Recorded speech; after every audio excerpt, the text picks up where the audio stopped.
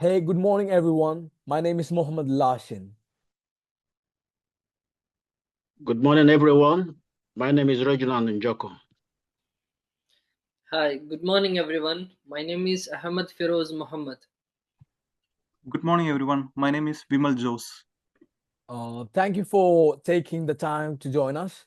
Our presentation focuses on the impact of Russia-Ukraine conflict on Tesco's food supply chain in the UK. This conflict has disrupted global trade, especially in essential food products, which are like vital for Tesco's operations. We'll explore the key challenges Tesco has faced, how its supply chain has been affected, and the possible strategies to improve the resilience in the future. Each member of my group will be covering a specific area, and together we aim to provide a clear overview of the situation and potential solutions. So let's begin. When we're going into the introduction, this study examines how Russia-Ukraine conflict has affected global food supply chain with a focus on Tesco. Tesco, as we know, the Tesco is one of the UK's largest supermarket, holding 28% of market share. Since 2022, the conflict has disrupted trade in essential goods such as sunflower oil, wheat, fertilizers, which are key export from both Ukraine and Russia. Many Tesco products are sourced directly or indirectly from the region, and the war has led to block the ports and damage the transport routes. Significant delays, increase in both costs and complexity. In response, Tesco has adapted by shifting supplies, adjusting logistics, and managing the impact of rising prices and product shortages. Our goal today is to provide senior management with a clear picture of current situation and highly Tesco's responses so far, and offer recommendation to strengthen supply chain resilience going forward. So I'm moving to the next slide. Context: the Ukraine-Russia conflict, which began in early 2022, has heavily disrupted global trade, especially in food and agriculture sectors. Ukraine, known as the breadbasket of Europe, is a major exporter of wheat, corn, and sunflower oil. Russia is a key supplier of fertilizers and energy. As we know, both are essential for global food production and transport. So, war-related damage to Ukraine's ports and infrastructure has made regional transport risky and unreliable. Sanctions on Russia have further complicated international trades routes access to critical goods. These disruptions have affected UK's supply chain, including Tesco's, making it harder to import essential food products. As a result, Tesco has faced product shortage and rising costs, which have impacted customers through limited availability and higher prices. This highlights the urgent need for stronger and more resilient supply chain strategies moving forward. So, this is the theoretical framework for the situation. To better understand Tesco's supply chain challenges during Russia-Ukraine conflict, this research are two analytic methods. One is pestle analysis, and other one is supply chain risk management model, which is also known as SCRM. So in the first thing, the pest analysis, this model explores the political, economic, social, technological, and legal and environment factors influencing the Tesco's external environment. The war represents a political crisis, but it also triggers economic instability, rising food inflation, and environment concerns tied to disrupted transport routes. Pestle provides a broad, structured lens to examine how these external forces shape Tesco's strategic decisions. So when we move into the next supply chain, next analysis, such as supply chain risk management model, this framework focuses specifically on logistics. It helps identify key vulnerabilities such as port closures, transport delays, shortage of essential goods like grains and cooking oils, which are essential. It also assess the severity of those risks and evaluate Tesco's responses and resilience strategies. Together, these models offers a comprehensive understanding of how a global conflict translate into a real lifetime challenge and decision making within Tesco's food chain. So that's on my part. So I'm handing over to my colleague Ahmed Firoz Mohammed for his part. Thank you. Hi, I'm here to introduce about data collections and the findings. First of all, the data collections. The study is based on qualitative secondary research. It allows more detailed understanding of the impact of Ukraine-Russia conflict on the Tesco supply chain. Unlike the qualitative data is mainly focuses on the decisions and the responses, and the quantitative data mainly focuses on the numbers. Like sources were carefully chosen based on how well they align the research questions, and the goal was to include the material that discussed for the food supply chain, supermarket logistics, and the wider effect of the war on the international trade. And the type of the sources used include the like the peer review academic articles, government and the industry reports, and the Tesco public statements, and the news like the trustworthy news, no, something like that. And the type of the sources used to include like the this all the things are used for the reviews. And the next one, this way they access through the platforms such as Google Scholar, official companies, and the government websites, and the reliable sources like the BBC and the Guardian. And to ensure the research was up to date, the most sources were published in the 2022 or later. And as this when the conflict began, however, the older sources were used necessary to provide the background and the history about this all the conflicts. And a balance between new developments and the established theories was maintained to avoid the information overload. And the research focused on the recurring themes such as food shortages, transport disruption, and the supply chain adaptation. And these are the things for the data collection. I'm just moving for the my next slide, the findings is mainly it's the main section is mainly for the political, economic, social, technological, legal, and the final one is environmental. The findings in the sections are organized using the pestle analysis to better understand for the external all these factors which affect the Tesco food supply chain since the Ukraine and the Russia conflict.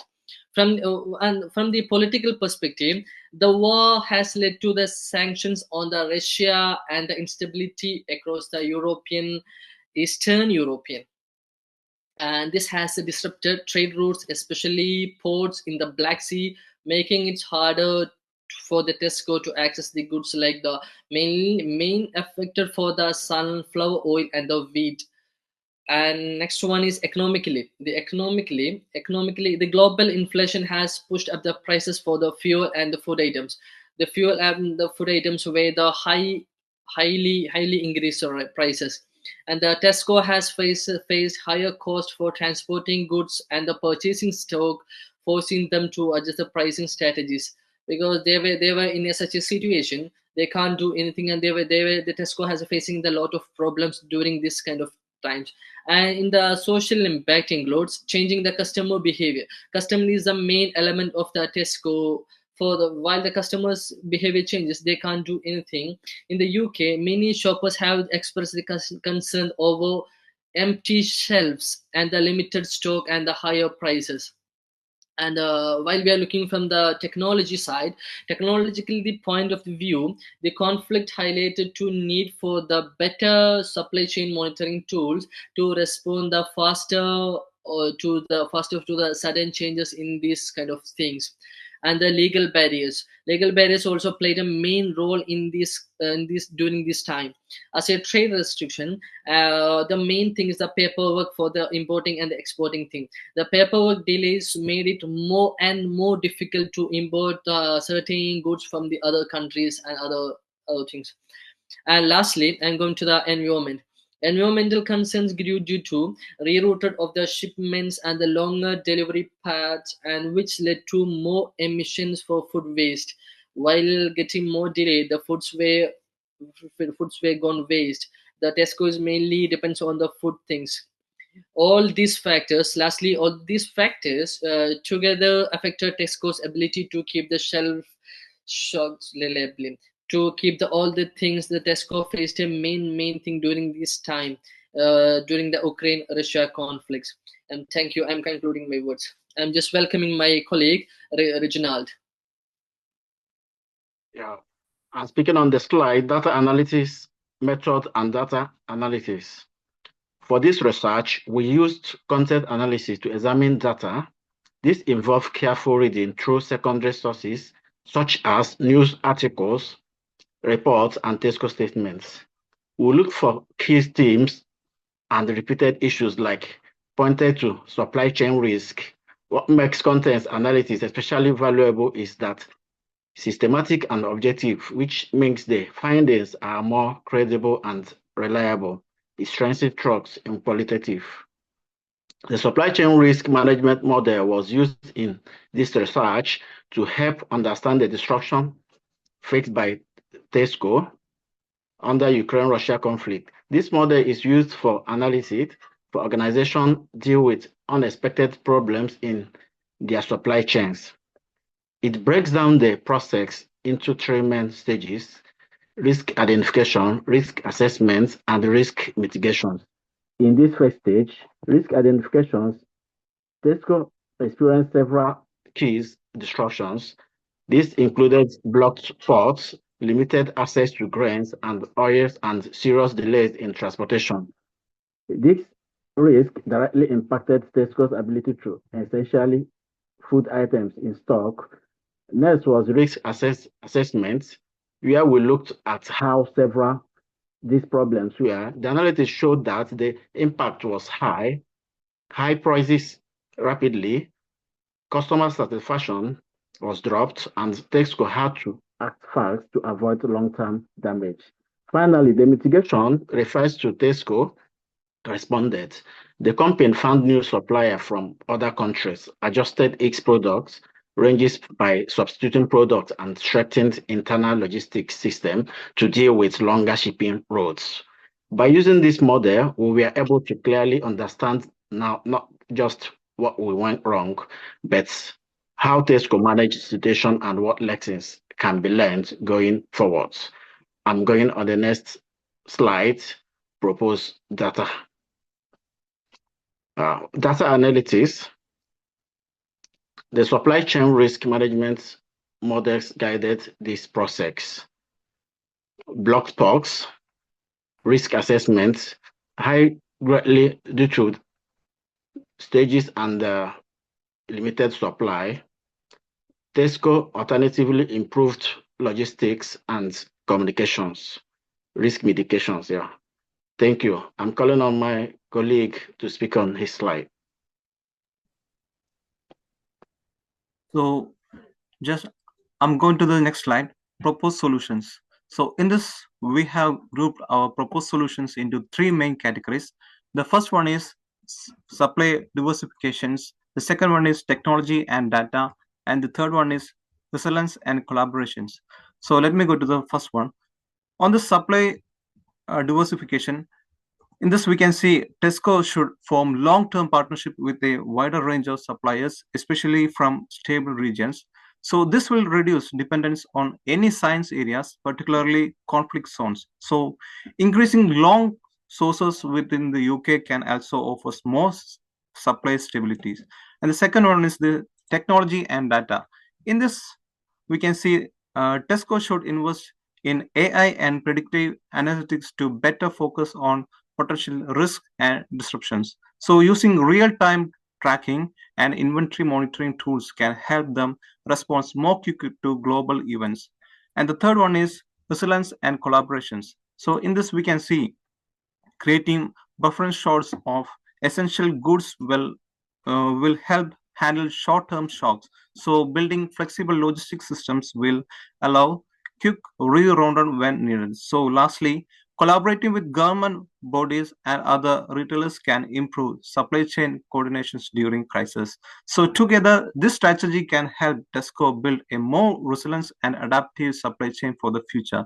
So next, let me go to the next slide, uh, the conclusion. So, in this conclusion, the Ukraine-Russian conflict has a serious impact on Tesco's food supply chain. So, it disrupts imports like sunflower oil, wheat, fertilizers, uh, block transport routes, and also increased logistics costs. So, Tesco expenses produce shortages and risk operations expenses. So, using this pestle framework, we analyzed external challenges like political institutions, inflations, and trade restrictions. So the supply chain risk management models helps us understand Tesco's short-term responses. So while Tesco managed the crisis reasonably well, long-term risk remains. So that's why we have to recommend targeted strategies around diversifications, digital tools, and also resilience logistics. So let me go to the next slide. Recommendations. So in the slide, to summarize our key recommendations, we can see that continuous diversification supplies, especially away from conflict-prone regions, and also invest in digital risk monitoring tools to deter distributions early, and also strengthens the UK-based partnerships to reduce overseas dependence, and also build flexible logistics and maintain emergency stocks for key goods. However, our studies has some limitations, so we can see some limitations in our studies. So we rely solely on secondary data which mainly lack debates. The findings are specified to Tesco, so they might be not fully applied to other retailers. And since the situation is still evolved, conclusions may change over time. So for future research, we suggest conducting primary interviews or surveys with Tesco supply chain management to gain more accurate real-time insights. And also, there are some reference. We can see here some references are here.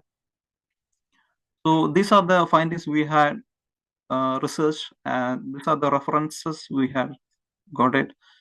So that's all, and thank you for listening. Thank you so much. Yeah, basically, thank you for everyone for your time, valuable time for here. Thank you for attending. Thank you, guys.